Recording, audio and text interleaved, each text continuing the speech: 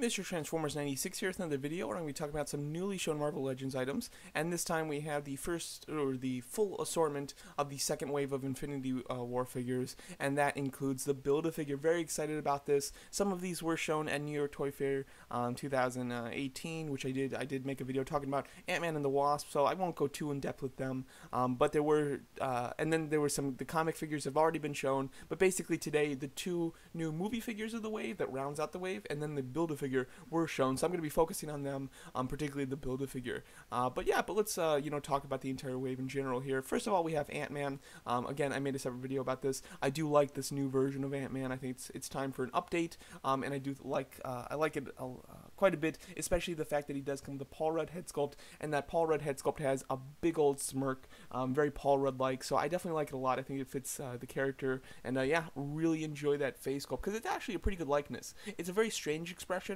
which kind of makes the likeness a little iffy. But overall I do like it. So I prefer that to something very standard and plain. Then we have the Black Knight. Not really interested in this character. I've never been a big fan of him. I liked the Marvel Legends figure, and I turned it into a custom.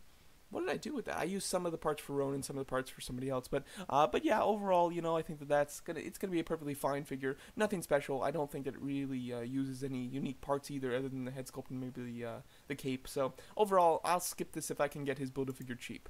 His Build-A-Figure piece cheap. Then you have Black Widow. I think she's looking quite nice. The kind of greenish vest looks a little odd to me. Like, I didn't think that she was wearing a greenish toned vest there. So that is looking really kind of weird. If it's accurate to the movie, that's great. If it's not, then that would definitely be disappointing. I think the face sculpt does look good though. I like her smirk, and I do think that there's a resemblance to Scarlett Johansson, so I definitely like that a lot. The figure itself, though does look really nice just as far as the rest of the sculpting. I do like it, and hopefully she has some very good articulation. Those weapons seem quite large for her. Like, it's like she started off with like these little batons, and then she kind of went to these more like more kind of knife-like batons, and now she's got like baton swords. Her evolution in weapons has become very funny actually over the years. But yeah, looking like a solid figure. Not one that I'm like stoked about, but definitely an exciting one. I'll save him for last. Then we have Malekith. This is a repaint of the Malekith that was released in the Thor San Diego Comic-Con exclusive set. I'm a huge fan of Malekith, so I made it a very much priority to purchase that figure, and therefore I did. So I have the original one. This one doesn't really excite me, and it's not 100% accurate as far as his color schemes, because he instead of using like black and red, he's got this like dark red and light red color scheme, which is really odd. And I'm not a huge fan of it. I don't know. It must be represented somehow in the comics, but it's not a classic Malekith look for me personally. So it's a fantastic figure. If you didn't get the original Malekith, you're gonna love this. It's a great figure. It's one of my favorite figures of the year. And also he's got blonde hair instead of white. So I'm not very familiar with this color scheming of Malekith, and therefore it looks weird to me personally. So I love the character, I love the figure, but I'm just not a big fan of the coloring, and I basically already have the figure, and I have it in the most proper color scheme that there is. So for me personally, this isn't one that I'm looking forward to at all, and wouldn't mind skipping if I can get his Build-A-Figure piece on a good price. Then you have Thor.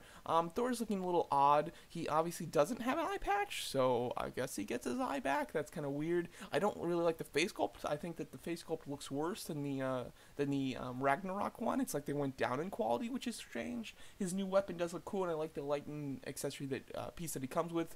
And also, I think that his torso is a little too blocky. It's it doesn't have much definition as far as it doesn't start out a little thinner towards the waist there, and then bulks up towards the shoulders. It's kind of all just one solid piece, which looks a little odd. Maybe it's based on how his torso is swiveled there in that photo. Maybe if it was straight on, it would look better, but it does look a little odd. And then the arms don't look big enough, too. Like, the torso just looks bigger than the arms. The legs look pretty decent, and the cape looks fine, but overall, I think that's actually kind of a weak figure. Then we have Wasp. Again, I've talked about her. Wasp looks great. Very excited for that figure, and she does come with a Hope Van Dyne head sculpt, which I definitely like quite a bit. So I'm very happy about that. As far as Cull Obsidian being the Build-A-Figure of the series, very happy about this. The Black Order are characters that I'm very much looking forward to in the movie. When they were first announced and shown like what they would look like, I definitely thought that these were just going to be like kind of almost like mindless soldiers to some degree. I didn't think that they'd have a big part in the movie. they would just be, used for some action set pieces. However, it seems like they're getting quite a bit of attention. Like, as far as merchandise is concerned, a lot of people are making merchandise of them. I made a separate video today talking about the Funko ones.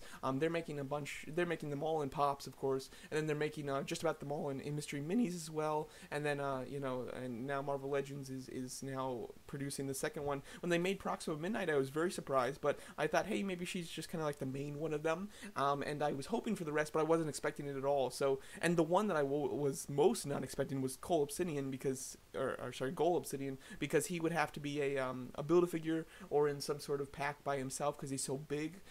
He couldn't just be part of a regular wave. So it shocks me that we're getting a Build-A-Figure of him and not the Hulkbuster. Maybe we will for another wave, but I just with the Hulkbuster and Thanos, I really thought that there was enough big characters to do Build-A-Figures with before they got to him. But hey, they're doing him. I couldn't be any happier. The figure itself looks tremendous. It's 100% a new sculpt. I don't see anything reused there, and it's fantastic as far as its detail. It has wonderful scale detail throughout the entire thing. Even his armored sections are very well detailed as well.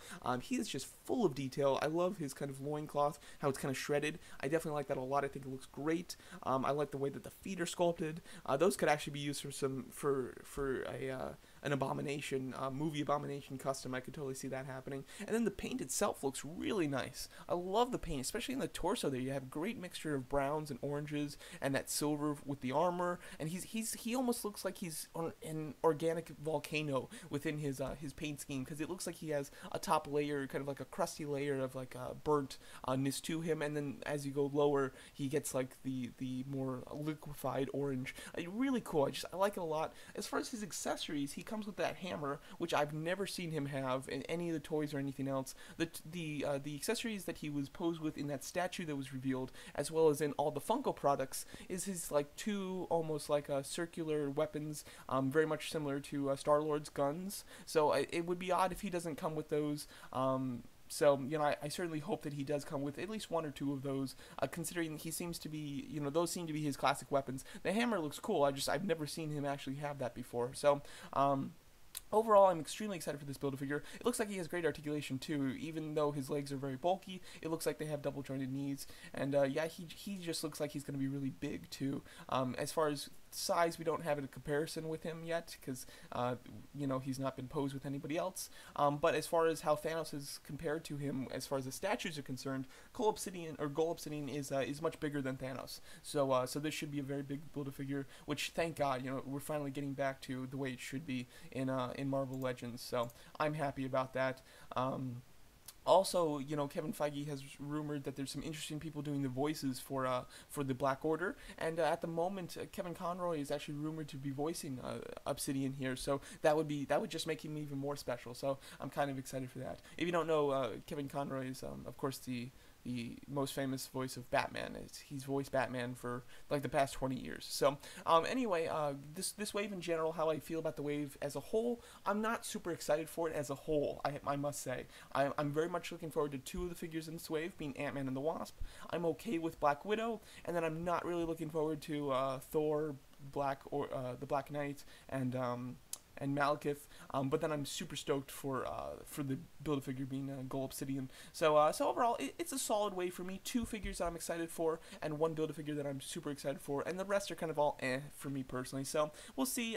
If I could like choose and make it perfect, I would totally pick up Ant-Man and Wasp and Black Widow, get their Build-A-Figure pieces, and then just get the Build-A-Figure pieces from the other three characters and build Obsidian for a good price. That would be my goal, and if everything goes perfect. But yeah, overall, I'm extremely excited for this. I'll definitely buy all the figures if necessary to build that Obsidian Build-A-Figure. I'm hoping that they do the other two members of the Black Order. If I were to guess, I think that they'd probably be in a 2-pack exclusive to somewhere. And those last two members are Ebony Maw and Corvus Glaive. So I definitely think that we probably will get them, since we are getting two already, and they're making the most difficult one right now. So I would definitely think that we'll get the other two. But yeah, let me know what you guys think of this wave in general, and most importantly, what do you think of this Cull Obsidian Build-A-Figure, and are you happy that Marvel Legends is producing the Black Order? Because I certainly am.